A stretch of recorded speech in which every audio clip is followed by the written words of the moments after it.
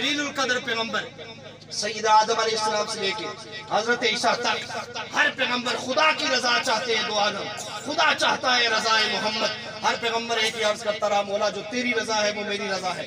حضرت آدم علیہ السلام سے فرمایا اب شان مصطفیٰ دیکھنا بڑی پتے کی بات دے رہا ہوں. حضرت آدم علیہ السلام سے فرمایا اے آدم میں تجھے جنت سے نکال کے زمین پہ بھیجنا چاہتا ہوں. عرض کیا مولا جو تیری رضا ہے وہ میری رضا ہے.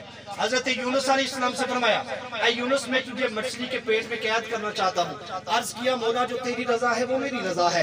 حضرت ایوب سے فرمایا اے ایوب میں تمہارے جسم پر آزمائش لا کے 27 سال تک آزمائش رہی جسم پہ بیماری میں آزمائش لینا چاہتا ہوں. عرض کیا مولا جو تیری رضا ہے وہ میری رضا ہے. حضرت ابراہیم سے فرمایا اے ابراہیم میں تمہیں نار نمرود میں ڈالنا چاہتا ہوں. عرض کیا مولا جو تیری رضا ہے وہ میری رضا ہے. حضرت نوح سے فرمایا اے نوح میں تمہارے بیٹے کو طوفان کی نظر کرنا چاہتا ہوں. عرض کیا مولا جو تیری رضا ہے وہ میری رضا ہے. الغرض جلیل القدر پیغمبر آدم علیہ السلام سے لے کے حضرت عیسیٰ تک سب یہی کہتے رہے مولا جو تیری رضا ہے وہ میری رضا ہے. سعودی عرب جو گئے ہیں جو عمرہ کے لیے گئے ہیں جو حج کے لیے گئے ہیں جو ویسے کام کے لیے گئے ہیں وہ جانتے ہیں وہاں ایک مسجد قبلتین بھی ہے. ادھر محبوب سب کہتے ہیں مولا جو تیری رضا ہے وہ میری رضا ہے.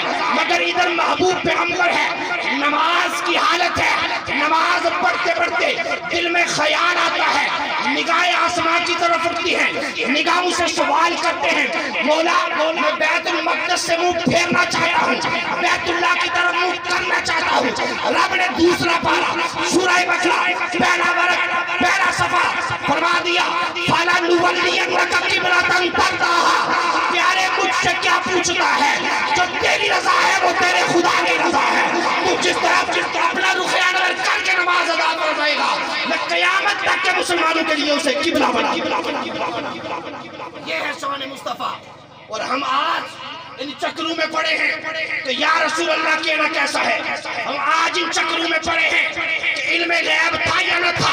ہم آج ان چکروں میں پڑے ہیں نعت اس طرح پڑھنی چاہیے یا نہ پڑھنی چاہیے. یہ بے ادبی ہے یہ اللہ کے نزدیک لے جاتے ہیں. ایک بات میری ہمیشہ یاد رکھنا کان کھول کے پڑھے لکھے احباب آپ کو بتا دیں گے آپ بھی جاننے والے ہیں ماشاءاللہ اہل سنت ہے. اور جواب دینے کے لیے یہ بات یاد رکھنا کہ ارے لوگوں اگر مصطفیٰ کی محبت میں ذرا سی بھی کمی آ جائے وہ بے ادبی ہوتی ہے.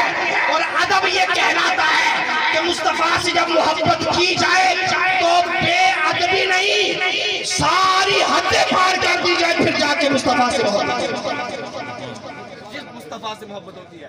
اس لیے جن کی شان یہ ہے جن کا مقام یہ ہے اللہ تبارک و تعالی نے فرمایا لوگوں اگر میری بارگاہ میں تم نے مقام حاصل کرنا ہے تو ان کے دامن کرم سے لپٹ جاؤ میں تمہیں اپنی محبت بھی عطا فرماؤں گا رضا بھی عطا قل ان کنتم تحبون اللہ فاتبعونی یحببکم اللہ. فرمایا محبوب فرما دیجئے اگر تم اللہ سے محبت کرنا چاہتے ہو اللہ کے محبت کے طلبگار ہو کہ اللہ تم سے محبت کرے تم اس سے محبت کرو. فرمایا فاتبعونی میری اتباع میں آ جاؤ میری پیروی میں آ جاؤ مصطفیٰ کے دامن کرم سے لپٹ جاؤ یحببکم اللہ اللہ تم سے محبت فرمائے گا ویغفر لکم ذنوبکم پچھلے سارے گناہ معاف فرما دے گا. یہ بات کیا ہے یہ بات ایک یہ سمپل سی بات ہے کہ حضور کی اتباع سے مراد یہ ہے کہ حضور کے طریقے پر چلو. محبت اپنی جگہ ہے وہ چھوڑ نہیں سکتے. بغیر محبت کے آپ جو کچھ بھی کریں گے وہ آپ کو فائدہ نہیں ہوگا. محبت ہوگی تو پھر جا کے بات بنے گی.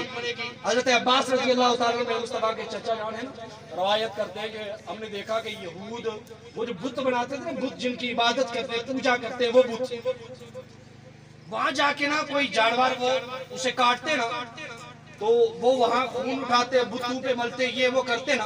تو ہم نے ان سے پوچھا کہ ارے یہود یہ کیوں کرتے ہو تو انہوں نے کہا ہم اس سے رب کی رضا چاہتے ہیں. رب کو تو وہ بھی مانتے ہیں رب کی رضا چاہتے ہیں کہ رب راضی ہو جائے. حضور کی بارگاہ میں آئے حضور نے فرمایا حضور کی بارگاہ میں عرض کیا رسول اللہ یہود تو ایسا کرتے یہ ان پر خون بن لیتے اور کہتے میرے مصطفیٰ نے نگاہیں جھکائی خاموشی اختیار کی.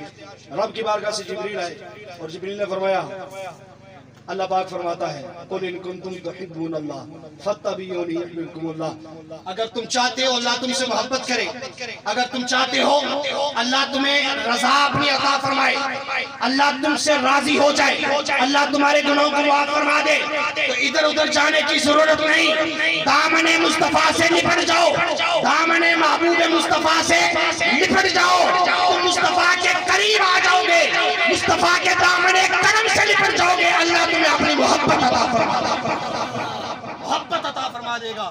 اس لیے سامعین احتشام ہمیں چاہیے کہ ہم حضور کی محبت بھی اپنے دلوں میں سمائیں اور اس کے بعد عبادت کریں گے تو اللہ فائدہ عطا فرما دے گا۔ اگر یہ محبت سے دل خالی ہے تو پھر یہ مت سمجھنا کہ اللہ عبادتیں قبول کرے گا، وہ عبادتوں کا محتاج نہیں، وہ نمازوں کا محتاج نہیں، وہ ہمارے حج زکوٰۃ کا محتاج نہیں، وہ محتاج ہے تو پھر اس شعر کی روشنی میں کہ سب فرائض واجبات فرو ہیں، اصل اصول بندگی استاج بر کی ہے، وہ دیکھنا یہ چاہتا ہے کہ دنیا میں کون ہے جو میرے محبوب سے محبت کرتا ہے، میرے محبوب کی محبت میں آ کے جو میری عبادت کرے گا، رائی کے دانہ کے برابر عبادت ہوگی، میں پہاڑوں جتنا ثواب عطا فرما دوں گا، پہاڑوں جتنا ثواب عطا فرما دوں گا۔ حضور کی بارگاہ ہے، صحابی فجر کا وقت ہے، صحابی رسول میرے مصطفیٰ کو پانی دینے لگے، حضور نے پانی کے لیے نا تہجد کے لیے اٹھے، پانی منگا حضور نے، پانی تو ربیہ نام تھا، ربیہ آئے تو میرے مصطفیٰ کا تیار احمد جوش میں تھا۔ آخری دو باتیں میں آپ کے سامنے گوش گزار کر رہا ہوں۔ ربیہ نے پانی دیا، میرے مصطفیٰ وضو فرمانے لگے، مسکرا کے میرے مصطفیٰ نے فرمایا سلنی یا ربیہ، ربیہ مانگ کیا مانگتا ہے، ایک جگہ ہے سل ربیہ، ایک جگہ ہے سلنی یا ربیہ، اے ربیہ مانگ مجھ سے کیا مانگتا ہے۔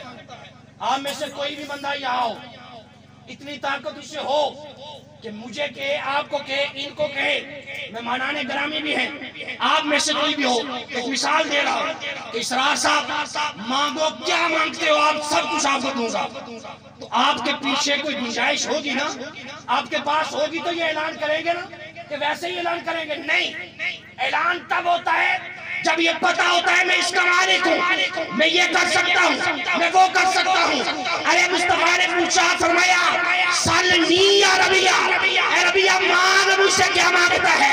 یہ نہیں فرمایا جنت نہ مانگنا، یہ نہیں فرمایا دنیا کی دولت نہ مانگنا، یہ نہیں فرمایا یہ نہ مانگنا، میں دے نہیں سکتا، فرمایا مانگ مجھ سے کیا مانگتا ہے۔ تو دنیا مانگے گا تجھے دنیا ملے گی، تو جنت مانگے گا تجھے جنت مل جائے گی۔ اتنا اختیار ہے، اللہ نے مجھے اتنا دیا ہے۔ ربیہ مجھ سے مانگ کیا مانگتا ہے؟ ربیہ نے عرض کیا رسول اللہ صلی اللہ علیہ وسلم، نہ جنت مانگی نہ کچھ اور مانگا، فرمایا مجھے جنت میں اپنا ساتھ عطا فرما دے، جنت میں اپنا ساتھ عطا فرما دے۔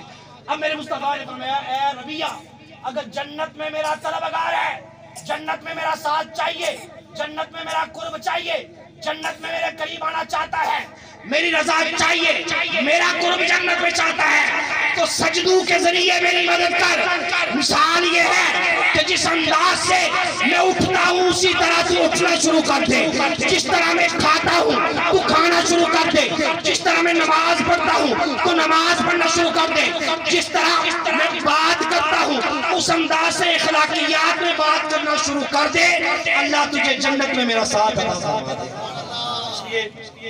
یہ حضور کی محبت جو ہے اسی میں سب کچھ ہے، اس کے بغیر نہ دنیا کی دولت کام دیتی ہے نہ علم کام دیتا ہے۔